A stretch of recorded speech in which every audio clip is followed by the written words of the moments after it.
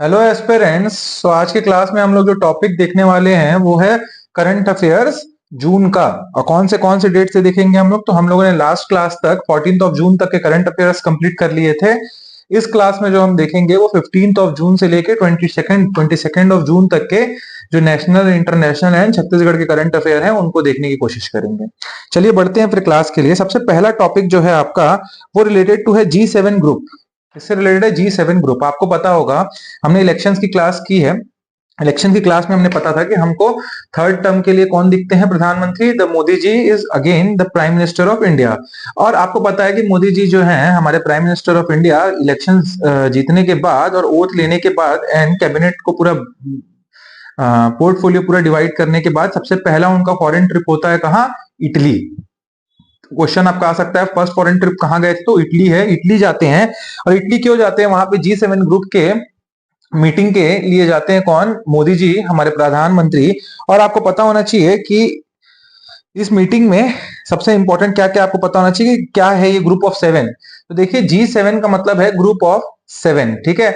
ये पहले 1997 में जब रशिया भी इसके साथ हुआ करता था तो इसको G8 बोला जाता था, बट रशिया को बाद में निकाल दिया गया।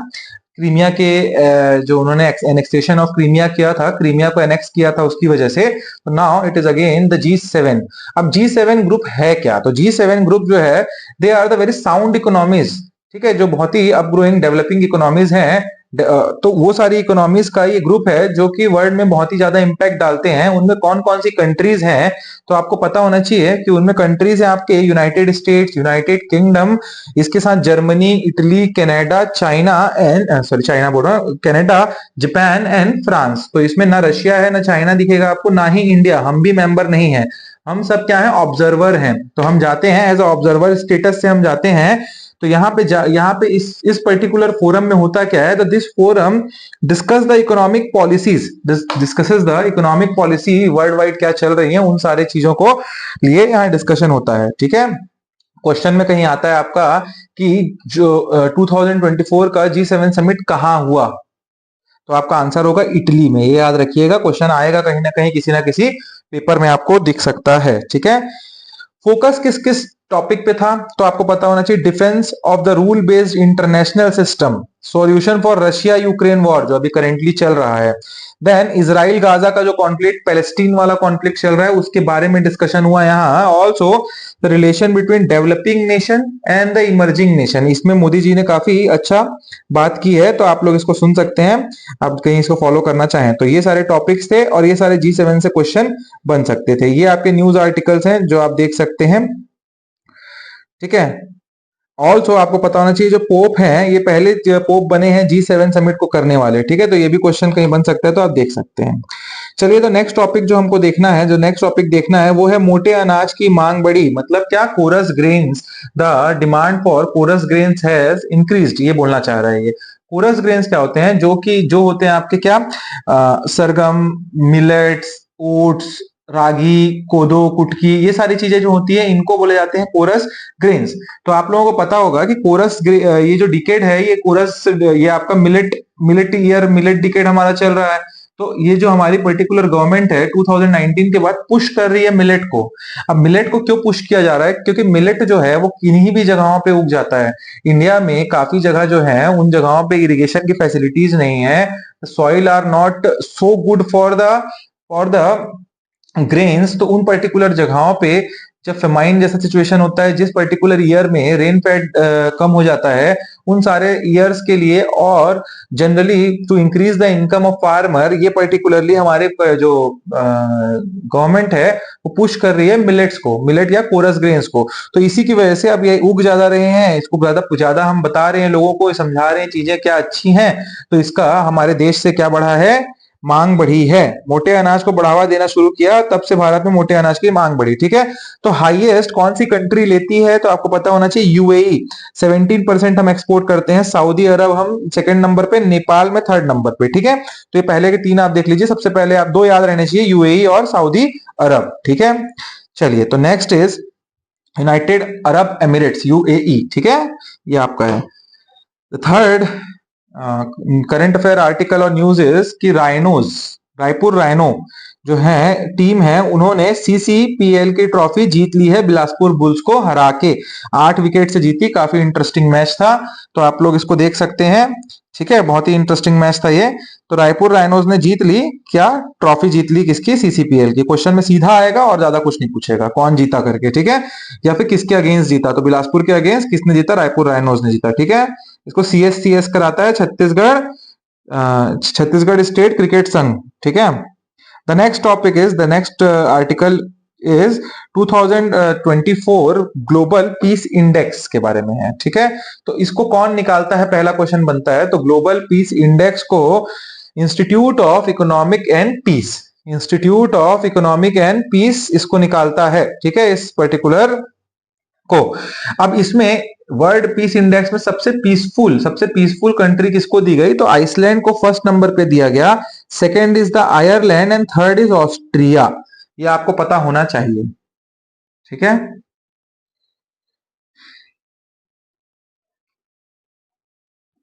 दो क्वेश्चन क्या क्या बन रहे हैं यहां से, दो क्वेश्चन ये बन रहे हैं कि पहला, वर्ल्ड पीस इंडेक्स जो ग्लोबल पीस इंडेक्स है इसको कौन सी एजेंसी निकालती है। तो कौन सी एजेंसी मैंने बताया आपको, institute of economics and piece.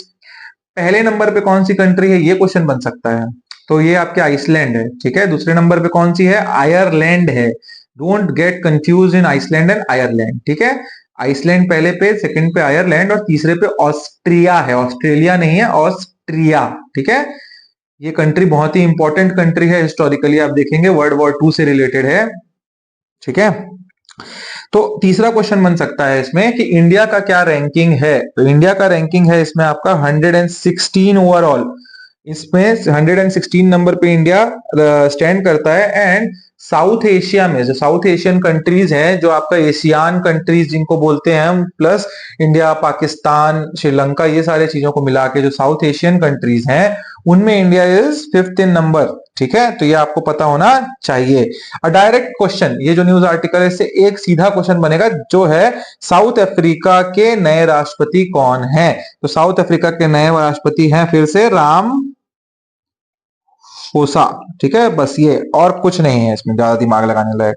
ठीक, the next news article is, Gujarat में एक म्यूजियम है बनाया गया, जिस म्यूजियम को वर्ल्ड के 7th मोस्ट ब्यूटीफुल म्यूजियम का खिताब, जो अवार्ड है वो दिया है यूनेस्को ने। और ये अवार्ड का नाम क्या है, प्रिक्स वेरसेलिस। ठीक है, तो प्रिक्स वेरसेलिस अवार्ड किस लिए दिया जाता है, तो म्यूजियम्स को दिया जाता है। और ये प्रिक्स वेरसेलिस अवार्ड इंडिया में किसको मिला, तो गुजरात के एक स्मृति वन अर्थक्वेक मेमोरियल म्यूजियम को मिला। फिर से देखिए क्या है, स्मृति वन अर्थक्वेक मेमोरियल म्यूजियम, जो कि आपका सिचुएटेड है भुज में। अब यहाँ क्या है, यहाँ पे जो आपके जब 2001 में, सन 2001 में गुजरात में बहुत ही भयंकर अर्थक्वेक आया था। Very disastrous earthquake took place at that time. उस टाइम पे काफी लोगों की जान गई थी। तो उन जो 11,000 लोग थे, जो 11,000 पीपल जो लोग थे, उन सब के डिटेल्स और नाम, सब चीजें वहां पे लिखी गई हैं इस म्यूजियम में। ठीक है, इसीलिए इसको अर्थक्वेक मेमोरियल म्यूजियम का नाम दिया गया है। ये देखिए म्यूजियम आपको दिख रहा होगा, और ये 7 सबसे ज्यादा सुंदर म्यूजियम, इसका खिताब मिला है प्रिक्स वेरसेलिस अवार्ड। ठीक है, तो यही आपका न्यूज था। द नेक्स्ट इज, छत्तीसगढ़ में निकायों का परिसीमन होगा, दैट इज डीलिमिटेशन। अभी आपको पता है कि दिसंबर के टाइम पे आपके हमारे छत्तीसगढ़ में क्या है, नगर निगम के चुनाव है। ठीक है, नगर निगम के चुनाव में आपका क्या होगा, म्युनिसिपैलिटी इलेक्शंस। ठीक है, इसमें क्या हो रहा है कि जो पॉपुलेशन है म्युनिसिपैलिटीज की वो बढ़ती जा रही है। ठीक है, जो वार्ड की संख्या है एक आपके नगर निगम में 70 हो सकती है मैक्सिमम। ठीक है, 40 to 70। तो अभी आप देख रहे होंगे कि जहां जहां पे 70 नहीं है या कम है, और चांसेस हैं कि जो वार्ड है वहां पे जो पॉपुलेशन है वो काफी बढ़ गया है, या फिर जो सीमांकन जिसको बोला जाता है, जो कि आपका बाउंड्री है वो क्लियर नहीं है, तो उन सब चीजों को अभी डिलिमिटेशन करके किया जा रहा है। ठीक है, आपको पता होना चाहिए छत्तीसगढ़ में टोटल कितने नगर निगम है। तो छत्तीसगढ़ में टोटल 14 म्यूनिसिपैलिटीज हैं। ठीक है, नगर निगम, नगर पालिका 48 है एंड 122 नगर पंचायत है। ठीक है, तो ये 14 में कहां कहां पे इलेक्शन नहीं हो रहा है ये आप याद कर लेंगे, तो आपको ये पता चल जाएगा कि इलेक्शन कहाँ कहाँ हो रहे हैं। 14 जो नगर निगम है उसमें भिलाई में नहीं हो रहा है, भिलाई चरोदा में नहीं हो रहा है, रिसाली में नहीं हो रहा है और बीरगांव में नहीं हो रहा है। तो 4 जगह नहीं हो रहा है, 10 जगह, मतलब कि 14 में से 10। अगर क्वेश्चन में आता है कितने जगहों पे नगर निगम का इलेक्शन हुआ, तो 10 जगहों पे हुआ। कहाँ कहाँ नहीं हुआ? भिलाई में नहीं हुआ, भिलाई के बाद चरोदा में नहीं हुआ, चरोदा के बाद आपका रिसाली में नहीं हुआ। ये तीनों की तीनों भिलाई एरिया ही है, ठीक है। इसके साथ साथ चौथा आपका बीरगांव में नहीं हुआ।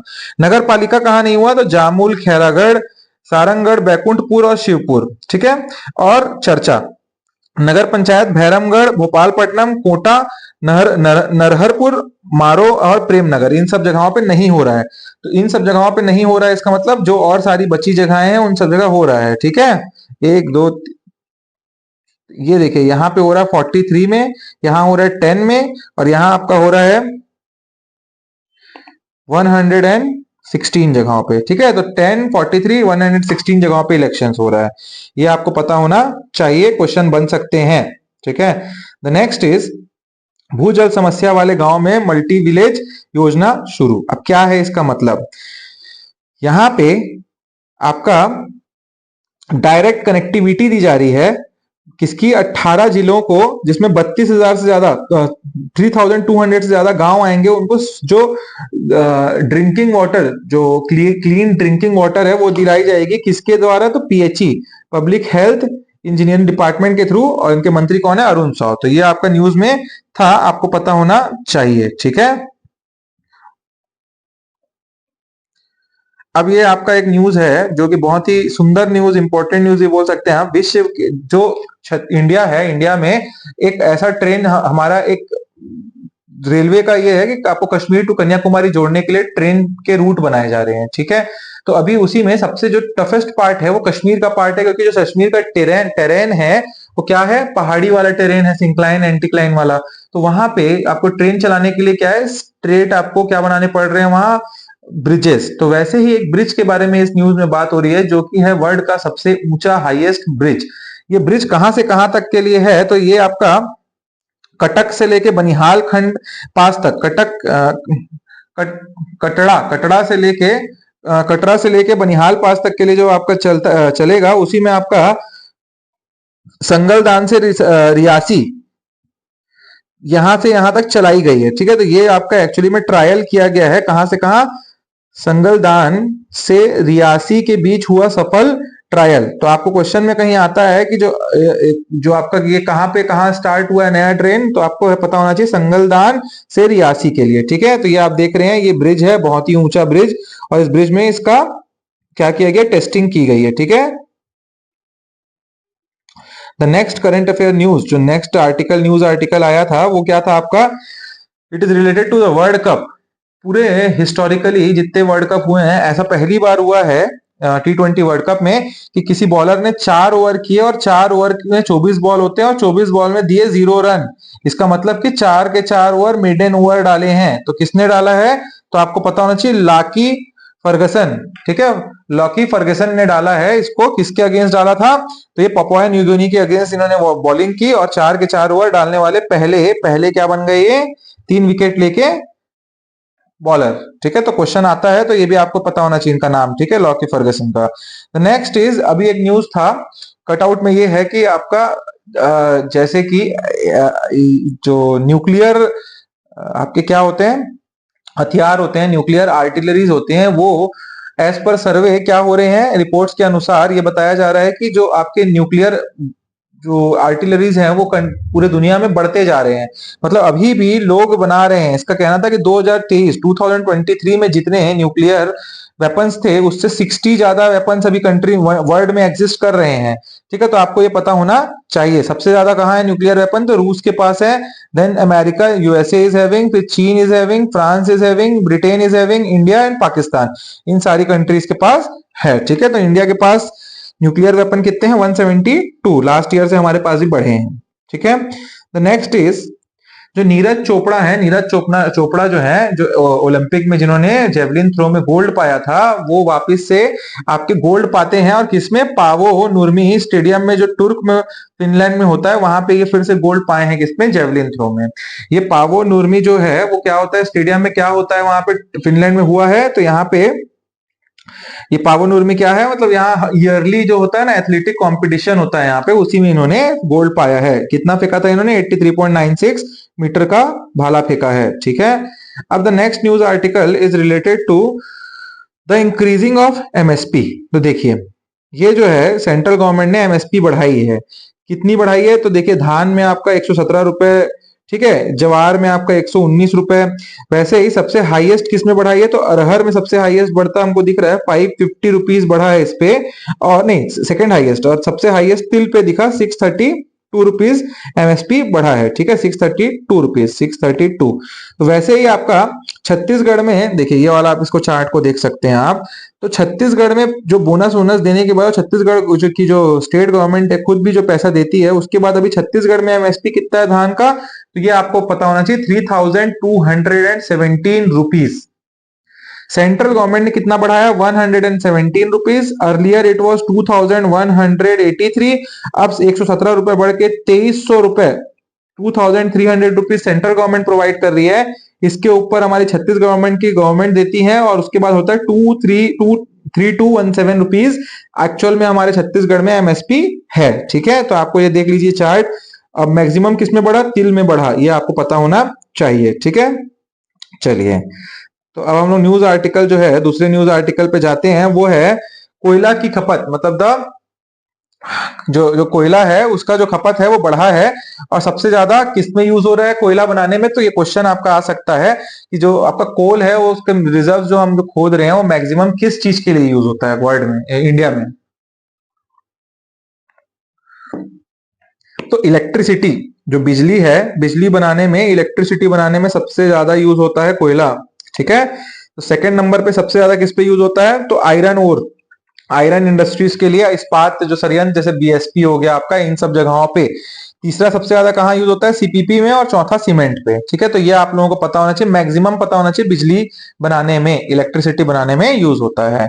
आप देख सकते हैं डोमेस्टिक प्रोडक्शन बाई स्टेट, हम मैं दिखाना चाह रहा हूं, जिसमें आप देख रहे हैं कि हाईएस्ट कौन सा स्टेट प्रोड्यूस करता है, तो उड़ीसा जो है 218 मिलियन टन हर साल प्रोड्यूस करता है, बहुत ही ज्यादा होता है ये, ठीक है। इसके बाद सेकंड नंबर पे पूरे छत्तीसगढ़ जो है वो इंडिया में हाईएस्ट सेकंड नंबर पे आता है, जो कि है 184.9।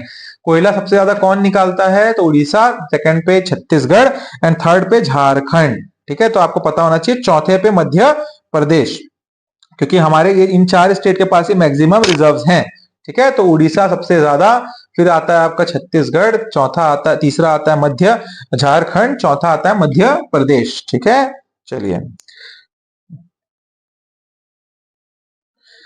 ये अब नेक्स्ट न्यूज आर्टिकल है, इलेक्शंस के बाद जो नया पार्लियामेंट हमारा बना, पार्लियामेंट हमारा बैठा, उसमें सबसे पहले जो बैठाए जाते हैं वो होते हैं प्रोटेम स्पीकर।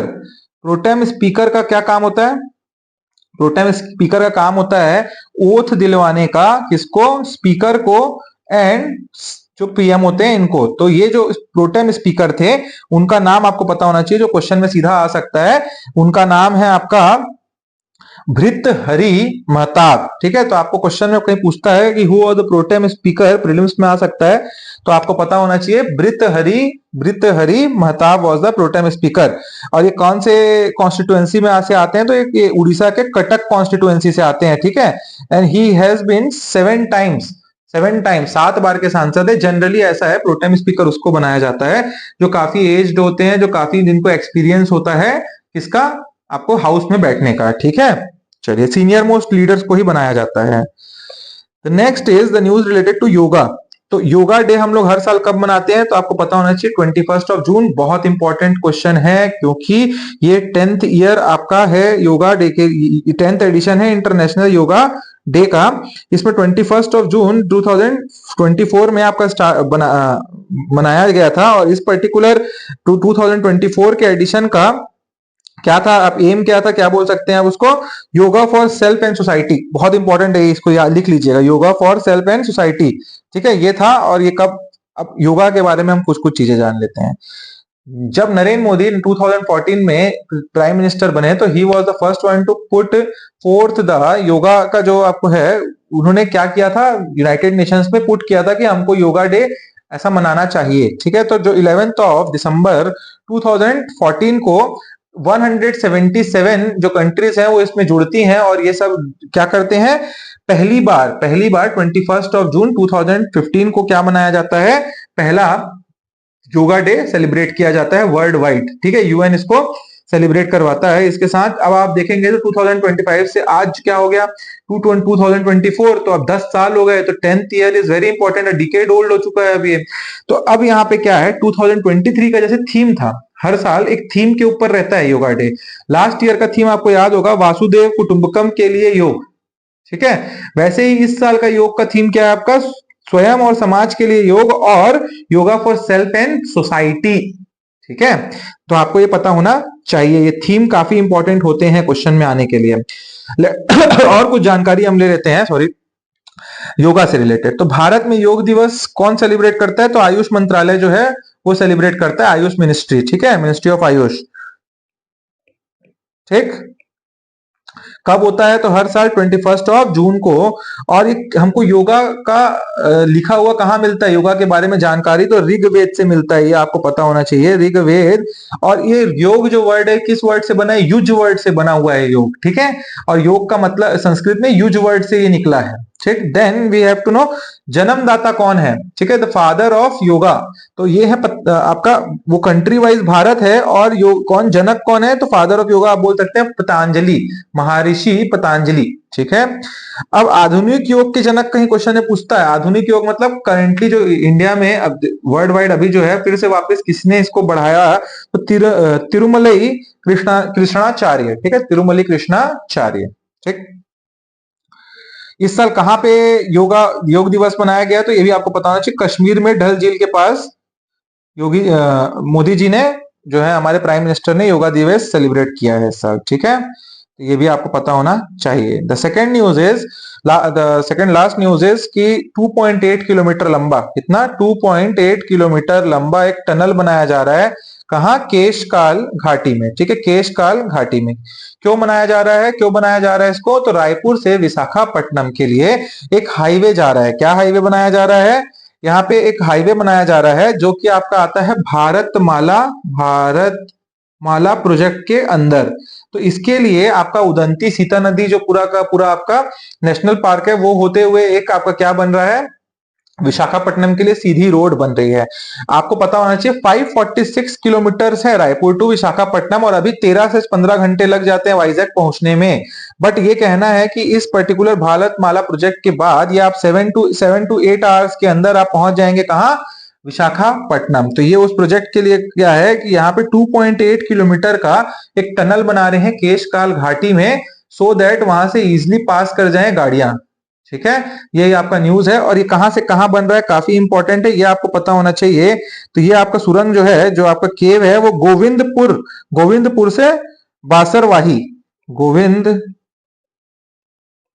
से बासरवाही। ठीक है, ये दो चीजें आपको पता होना चाहिए, कितना किलोमीटर लंबा है दोनों, ये 2.8 किलोमीटर का टनल, 546 का हाईवे, गोविंदपुर से बासरवाही, कहां से कहां, रायपुर टू वाइजैक, अंडर कौन सा, भारतमाला। 5 क्वेश्चन यही बनते दिख रहे हैं। ठीक है, कुछ भी बन सकता है क्वेश्चन।